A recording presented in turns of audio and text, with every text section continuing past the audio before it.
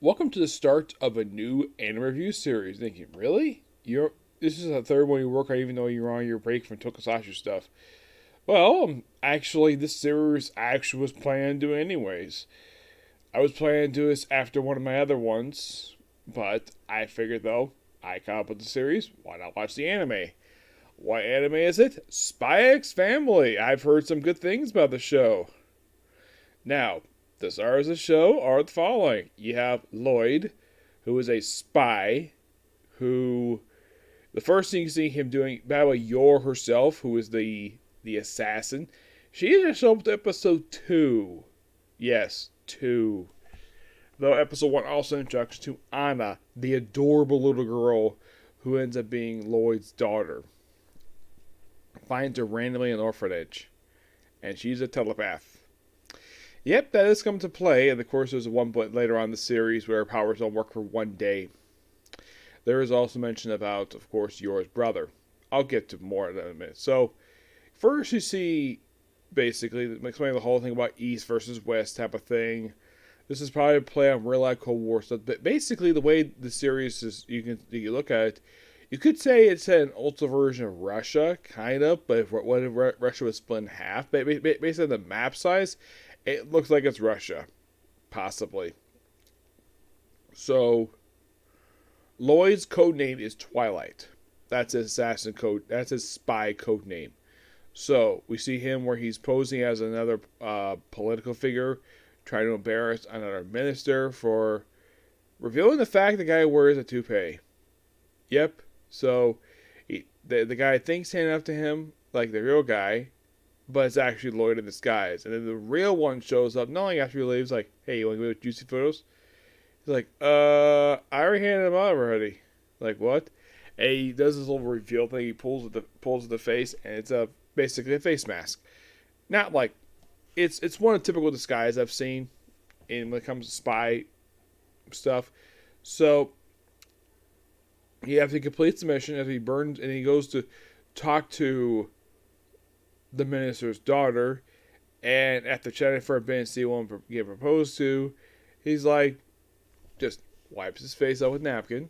He says, "You're one below intelligence. I'm not interested. Goodbye." And by the way, he's in the alias of Robert. Yes, his code name, his alias here is Robert. And I'm like, wow, that's also my middle name. Yep. So the woman who she's angry at him, and he proceeds to apparently throw away the glasses he was issued and throw away the pictures. And apparently he's given a new assignment called Operation Strix, which basically is the mission that he will basically continue to do throughout the whole series.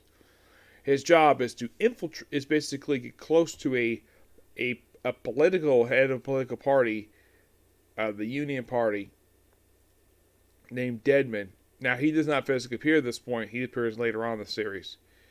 So it just his job is to start a family and have a kid roll in school to get close to the guy's son. And he's been upset by this, but he basically, well, first thing he does, as soon as he gets to another town, gets an apartment. Very nice looking apartment. The way the apartment looks like it's pulled out of the 1970s ish. That's what it looks like to me. Then, of course, he goes to an orphanage to find a daughter, and then he just happens to come upon Anna, which at that point he does not know her name. And then he just takes her. Yep. He says, "Listen, little girl." She says, "Anna." All right, Anna. You're going to call me father. Okay. And she's like, "Okay, Papa." And he's like, "Close enough." By the way, she will continue calling him that as the most recent chapter for release for the series. Then, of course, basically she studies, they get to school while he's also trying to keep her at home while he's trying to do his spy work. At one point, barricading the door. Then, of course, she summons upon his spy equipment because she knows she knows he's a spy, and he's a really good liar. So then she inadvertently sends a message to the guy who you just basically tried to get away from the start of it. Then, of course, she gets taken by them. Then he proceeds to get her back while in disguise. So she hides behind like a mailbox.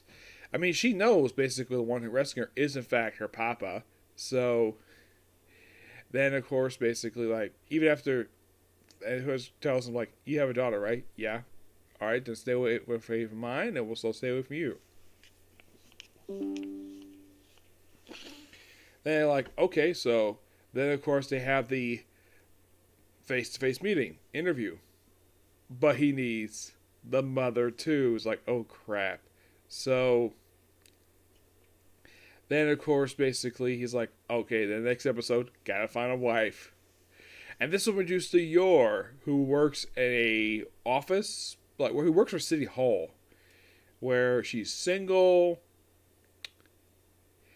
and of course that they did in fact mention here. This I thought was kind of weird. A woman pushing 30 gets arrested for being single. I'm like, that's a stupid reason to arrest somebody. I mean, come on, she's single at that age, and you call that suspicious? It's so freaking stupid. Like, I've heard celebrities who basically around the age of 40 who are still freaking single because they're just not interested in finding guys. Yes. At least they've had a guy maybe in the past, but they basically just want to keep it quiet. So, then of course he tries to have where his former dress this woman, and I was like, no, this is not going to work. So obvious. After basically going some shopping for some clothes for her, she was not wearing the same attire because she's going to attend school. And then, just by sheer coincidence, Yor just happens to walk in. And he notes to her, you're pretty. It's like, oh, you compliment my figure? He's like, yep. Yeah. And it's instant chemistry between the two of them. Like, wow, these two fell for each other. Yep. They also show the fact that she's an assassin, known as the Thorn Princess, where she kills a bunch of people because it's her job. Though she doesn't dare tell Lloyd about it. Nope, no, no. By the way, the last name was Forger. So, then of course, basically, like, and of course, invites to a party, and of course, agrees to pose as a wife, and then of course, that he has all of a sudden have another assignment, a side assignment, to go retrieve some stolen artwork and jewelry, which he takes his informant with him. Then they proceed to break in the warehouse, take on 30 guys pretty easily, and they're still chasing after him. Of course, race away, and of course takes the diamond ring. And of course, she goes to the party alone because she thinks that he stood her up. Then he goes in after being a while, and then of course he comes in, fully dressed, nice suit, despite the fact he's covered in blood. Yeah, his head's like bleeding, so he takes some guy's handkerchief and just wipes his face off, explains he's a psychiatrist, and the fact he's Yor's husband, which shocks everybody. And one of her co-workers tries to throw some food at her, and of course she has to block it with her legs. Yes, her legs. Like, and he's like, honey, I appreciate you trying not to spoil the food, but do you really need to use your legs? Yeah, and of course, her coworker who just jealous the fact that her husband is basically very handsome. So then, of course, he agrees to, after running with her for a while, like, man, there's so much chemistry between the two of them. It's like, why don't you just do it full time? He's like, okay. And of course, they go like, okay, let's go to City Hall, fill the paperwork out. Then, of course, they'll stay with smugglers, and they agreed to become a couple. Yep. And apparently it looks like Anna likes her too, so we're going to get more of this next episode. Now, in case you're curious to who voices these characters, well, Lloyd himself. Now, Anna, the adorable little girl, is voiced by Megan Shipman. Yep, that's who voices her. Lloyd, who is really kind of the star of the series, he is voiced by Alex Organ. I've never actually heard of him. No, not really. Okay, he's also voiced Mr. Granger from Fairy Tale. Okay, he looks like he was from Freezing as Leo Barnett. Oh, he was the original voice actor of Eraserhead. Interesting. And that's it. As for his beautiful smoking hot wife, Yor, she's voiced by Natalie Van Sesteen, who I'm actually older than she is by about 2 years. So she's been in Well, Attack on Titan, as a matter of fact, the most recent season show is Sasha's mom. Let's see. She was actually the most recent season of Overlord. As Elbro, I had to look her up later on. And, well, she's going to be another series I'm watching soon. She's also, because that's what Ketupos this is basically kind of like a supporting character.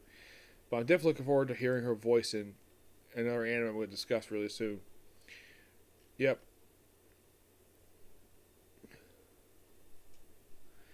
Yeah, but the one thing I should also point out about the series is that despite the fact Yor and Lloyd are basically posing as a couple, they very much care for their daughter very much. They love her so much. Like, it's like their relationship with her is very genuine. Yep.